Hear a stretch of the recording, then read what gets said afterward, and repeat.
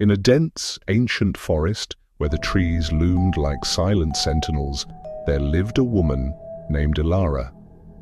She had once known joy, her laughter mingling with the rustle of leaves, but that light dimmed forever when her daughter, Lily, disappeared one fateful autumn day. The search parties scoured the woods for weeks, combing through the underbrush and calling her name. But the forest was unyielding, swallowing Lily whole, leaving behind only the echoes of her laughter in the wind.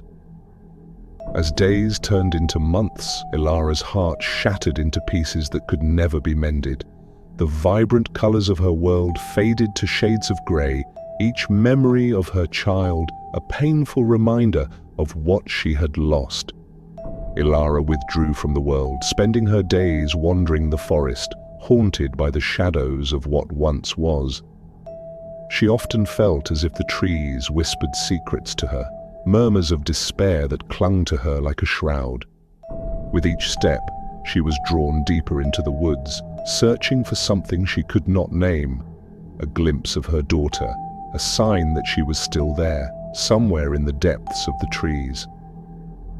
One evening, as twilight settled like a heavy blanket, Ilara stumbled upon a small clearing. In its center stood a twisted tree, gnarled and ancient, its bark dark and rough. Beneath it, a faint glow pulsed like a heartbeat. She approached cautiously, her breath catching in her throat. There, at the base of the tree, lay a small wooden box, intricately carved with patterns that seemed to shift and writhe in the fading light. Desperation tugged at her heart, urging her to open it.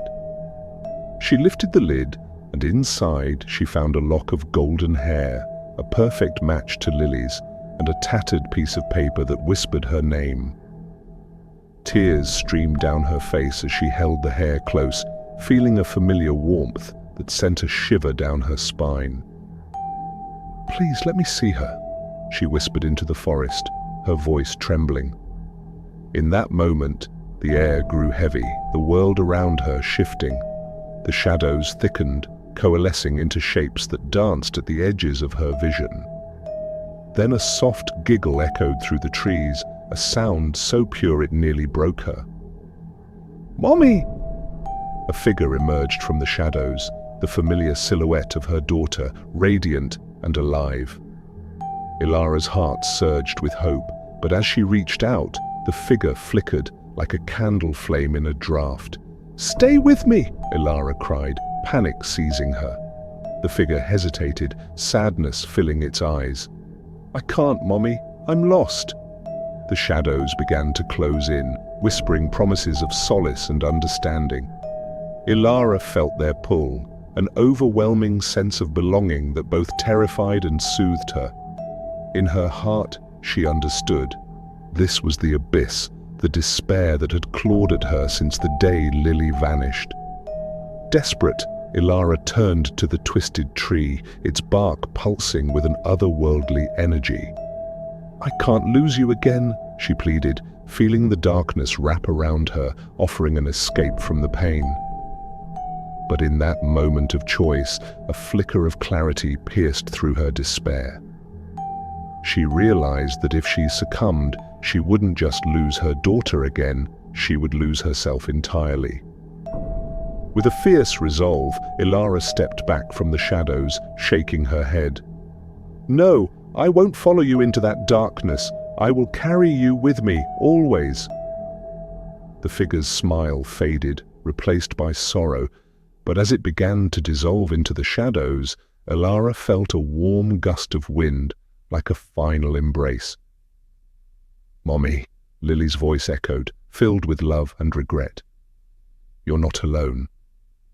As the shadows receded, Ilara fell to her knees in the clearing, sobbing into the earth.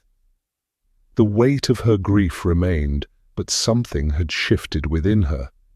The trees, once looming and oppressive, now stood as witnesses to her sorrow, a testament to the love that endured despite the loss. Yet the forest held its secrets tight, and as the darkness fell, Ilara felt its pull. The shadows lingered, whispering promises of peace, their hunger unquenched.